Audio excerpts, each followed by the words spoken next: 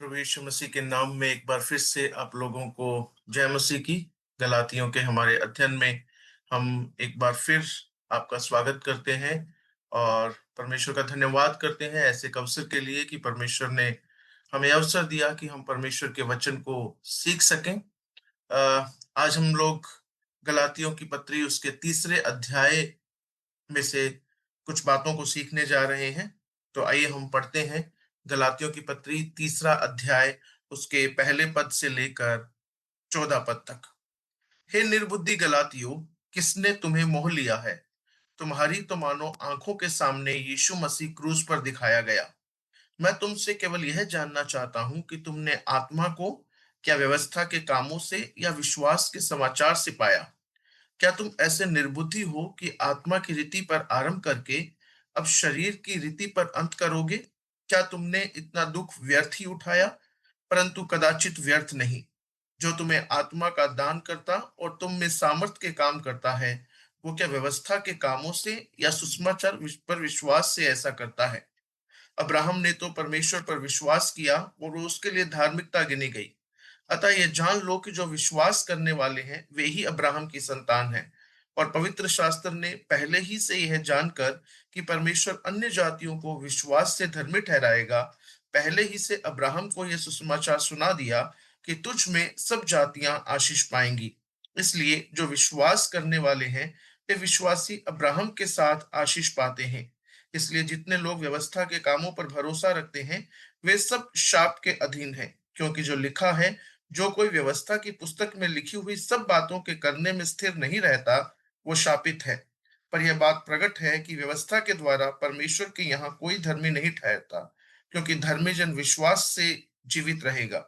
पर व्यवस्था का विश्वास से कोई संबंध नहीं, क्योंकि जो उनकी उनको मानेगा वह उनके कारण जीवित रहेगा। मसीह ने जो हमारे लिए शापित बना, हमें मोल लेकर व्यवस्था के शाप से छुड़ाया। क्योंकि लिखा है, जो कोई काट पर लटकाया जाता है वो शापित है। ये इसलिए हुआ कि अब्राहम को आशीष मसीह यीशु में अन्य जातियों तक पहुंचे और हम विश्वास के द्वारा उस आत्मा को प्राप्त करें जिसकी प्रतिज्ञा हुई है। परमेश्वर अपने वचन के पढ़े और सुने जाने पर आशीष दे। चार्ल्स ब्लॉन्डिन नाम के एक व्यक्ति रहे हैं जो रस्सी पर चलने की कलाकारी दिखाते थे। 1859 में चार्ल्स ब्लॉन्डिन नियाग्रा फॉल्स गए, जो एक बहुत बड़ी घाटी है।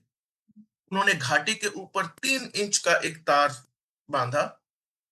इस तार पर लटके हुए वे एक तरफ से दूसरी तरफ 11,000 फीट चले। उन्होंने ऐसा कई बार किया।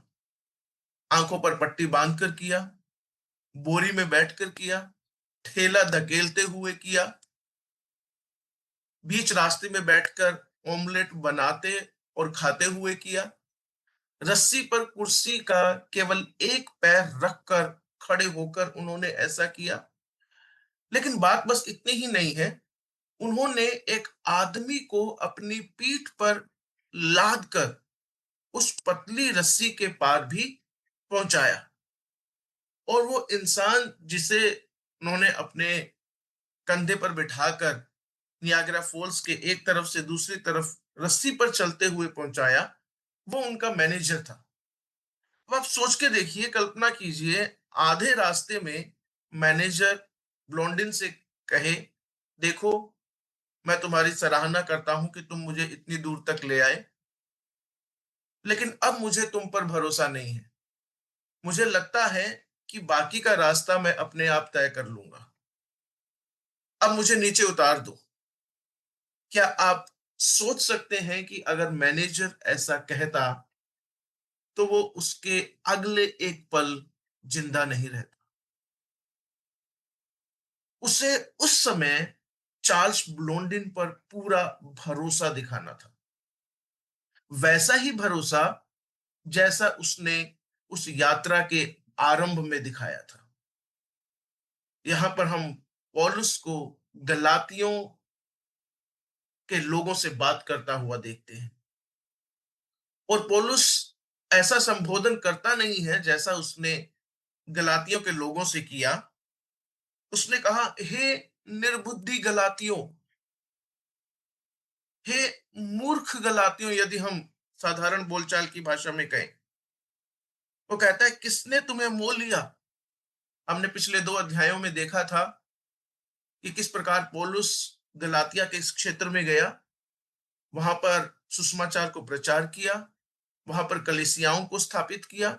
कलीसियाओं को स्थापित करके जब वो वापस आया, तो झूठे शिक्षक वहां पर घुस गए और उन्होंने झूठी शिक्षाओं को उस कलीसिया के लोगों को देना शुरू किया, और उस कलीसियाओं के लोग भी उन बातों पर विश्वास करने लग गए, उन बातों की ओर चलने लग गए, क्योंकि झूठे शिक्षकों ने कई तर्कों को उनके सामने रखा। पौलुस की प्रेरिताई के ऊपर उन्होंने प्रश्न उठाया, पौलुस की शिक्षा के ऊपर उन्होंने प्रश्न उठाया, पौलुस के यीशु मसीह के साथ ना रहने की उस बात के ऊपर उन्होंने प्रश्न उठाया। और इस कारण ऐसा हो गया कि गलातिया के लोग, गलातिया के विश्वासी, जहां पर पौलुस ने कलीसियाओं को स्थापित किया था, उनके मन उन झूठे शिक्षकों ने मोह लिए और सच्ची शिक्षाओं से उन्हें दूर कर दिया। यदि आप देखेंगे तो वहां 3 अध्याय के पहले पद में लिखा है, पौलुस कहता है, हे निर्बुद्धि गलातियों, तुम्हें किसने मोह लिया? तुम्हें किसने मोह लिया? क्यों तुम उस सच्ची शिक्षा से दूर हो गए? और फिर पौलुस उनसे एक प्रश्न पूछता है दूसरे पद में, मैं तुमसे केवल यह जानना चाहता हूं, तुमने आत्मा को क्या व्यवस्था के कामों से या विश्वास के समाचार से पाया है? आज इस अध्ययन में हम 3 बातों के ऊपर चर्चा करने वाले हैं। 1 पद से लेकर 5 पद तक हम चर्चा करेंगे कि पूरा मसीह जीवन विश्वास पर आधारित है, ना कि कर्मों पर। गलातिया के लोग अब ये क्या करने लग गए थे? गलातिया के लोग एक्चुअली विश्वास से हटकर कामों के ऊपर निर्भर होने लग गए थे। जिस विश्वास के साथ उन्होंने शुरुआत की थी, जब पौलुस ने सुसमाचार सुनाया था, पौलुस के सुसमाचार पर उन्होंने विश्वास के साथ उस पर भरोसा किया था, विश्वास के साथ उन्होंने सुसमाचार को ग्रहण किया था, विश्वास के साथ उन्होंने सुसमाचार को प्राप्त किया था। लेकिन अब उन्होंने क्या किया? अब वे विश्वास से हटकर कामों के ऊपर भरोसा करने लगे, क्योंकि झूठे शिक्षकों ने आकर उन्हें क्या बताया कि तुम विश्वास के द्वारा, केवल मसीह पर विश्वास के द्वारा तुम उद्धार नहीं पा सकते, तुम्हें इसके साथ साथ व्यवस्था के कामों पर भी निर्भर रहना पड़ेगा। और इन बातों को उन्होंने ग्रहण कर लिया, और इस बात पर आकर वे टिक गए, और वो क्या सोचने लगे कि हमें कर्मों पर आधारित रहना पड़ेगा। लेकिन पौलुस उनके सामने तर्क रखता है कि जब उन्होंने विश्वास की इस यात्रा को आरंभ किया था, तो उन्हें आत्मा कैसे मिला था? विश्वास करने के द्वारा या फिर व्यवस्था के कामों को प्राप्त करने के द्वारा? विश्वास के द्वारा जब उन्होंने सुसमाचार सुना था, उसका एक प्रमाण आया था, और वो प्रमाण क्या था? कि उन्हें परमेश्वर का आत्मा मिला। लेकिन अब उन्होंने आत्मा की बातों को छोड़कर, पौलुस कहता है, क्या तुम इतने निर्बुद्धि हो कि तुम आत्मा से शुरू करके शरीर पर समाप्त करोगे? कई बार हमारे जीवनों में हम यही सोचते हैं। हम सोचते हैं कि हम ज्यादा काम करके, हम ज्यादा अच्छे-अच्छे कामों के द्वारा परमेश्वर को प्रसन्न कर सकते हैं, या अपने उद्धार को बनाए रख सकते हैं। विश्वास के कार्य अच्छे हैं। विश्वास के सारे कार्य हमें करने चाहिए। बाइबल कहती है हमें भले कामों के लिए सृजा भी गया है।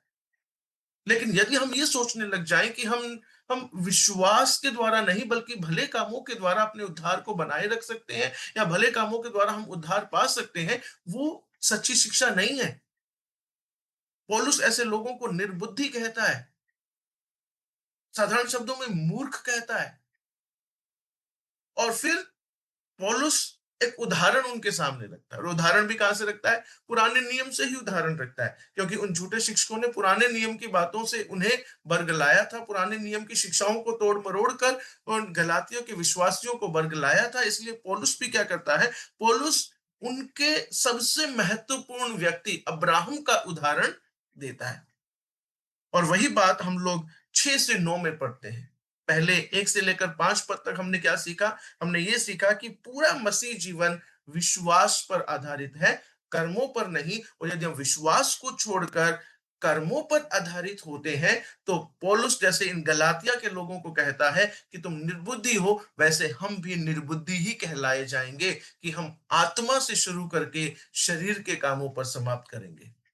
अब पौलुस दूसरे अब्राहम का उदाहरण देते हुए पौलुस दूसरी बात क्या कहता है? कहता है ये कोई नई बात नहीं है। मैं तुम्हें कोई नई बात नहीं बता रहा हूं। विश्वास का जीवन, विश्वास के द्वारा उद्धार को प्राप्त करना, यह कोई नई बात नहीं है। हमेशा से ही ऐसा ही होता आया है।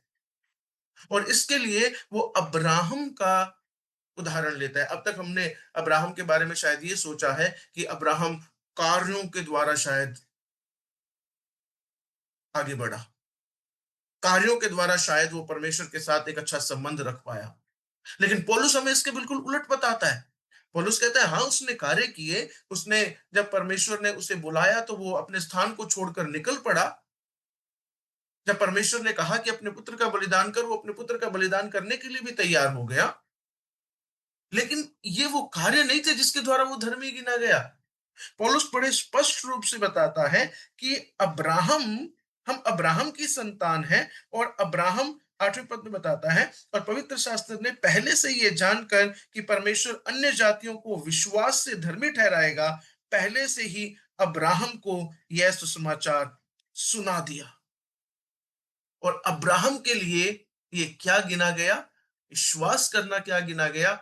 उसके लिए धार्मिकता गिना गया। धार्मिकता गिना गया। अब्राहम का उदाहरण देता है। अब्राहम को हम सब शायद कामों के बारे में जानते होंगे, लेकिन अब्राहम ऐसा हुआ कि वो विश्वासियों का पिता कहलाया, और उस विश्वास के कारण ही वो धर्मी गिना गया, वो धर्मी माना गया। इसलिए कोई नई बात नहीं है, पौलुस बता रहा है। जो ये झूठे शिक्षक आके तुम्हें बता रहे हैं कि कामों के ऊपर निर्भर रहना, यहां तक कि अब्राहम भी कामों के द्वारा निर्भर नहीं रहा था। यदि इब्रानियों की पत्री पढ़ते हैं तो वहां मूसा के बारे में भी, जब विश्वास के नायकों की बात आती है तो मूसा के बारे में बात होती है कि वो विश्वास के द्वारा आगे बढ़ा। विश्वास के द्वारा वो आगे बढ़ा। तो हमारे सामने जब ये प्रश्न आता है, पौलुस कहता है कि हम कैसे उद्धार पाते हैं, हम कैसे धर्मी ठहराए जाते हैं, ये हमारे कामों के द्वारा नहीं, बल्कि हमारे विश्वास के द्वारा धर्मी ठहराए जाते हैं। हमारे विश्वास के द्वारा उद्धार पाते हैं। ना तो हम अच्छे कामों के द्वारा उद्धार पाते हैं, और ना ही अपने अच्छे कामों के द्वारा हम उद्धार को बनाए रख सकते हैं। ये केवल अनुग्रह से, परमेश्वर के अनुग्रह से, जब उसके पुत्र प्रभु यीशु मसीह पर विश्वास कर लेते हैं, उसी के द्वारा हम उद्धार पाते हैं और उस उद्धार में बने रह सकते हैं।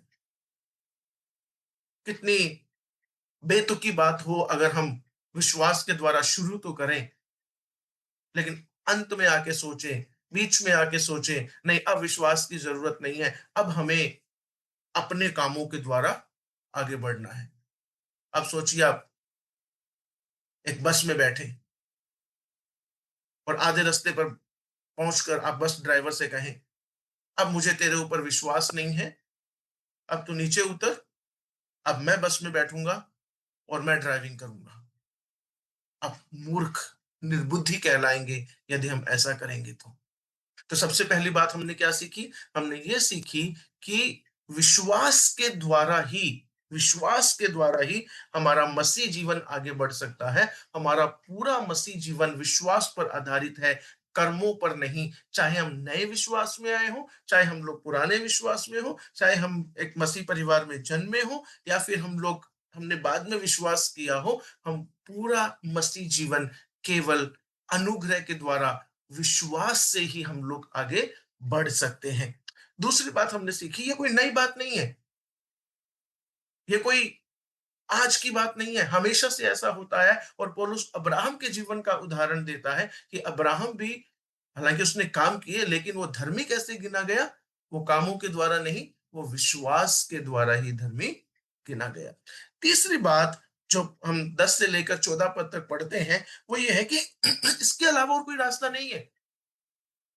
विश्वास के अलावा हमारे मसीह जीवन में बने रहने का, परमेश्वर के साथ एक संबंध को बनाए रखने का और कोई रास्ता नहीं है। केवल विश्वास है। केवल विश्वास से हम हमारे मसीह जीवन में आगे बढ़ सकते हैं। हम अब तक विश्वास के द्वारा आए हैं, उद्धार हमने विश्वास के द्वारा पाया है।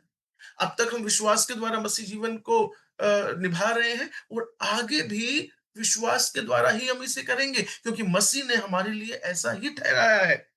10 पद से यदि आप पढ़ते हैं तो वहां पर लिखता है, इसलिए जितने लोग व्यवस्था के कामों पर भरोसा रखते हैं वे सब शाप के अधीन हैं।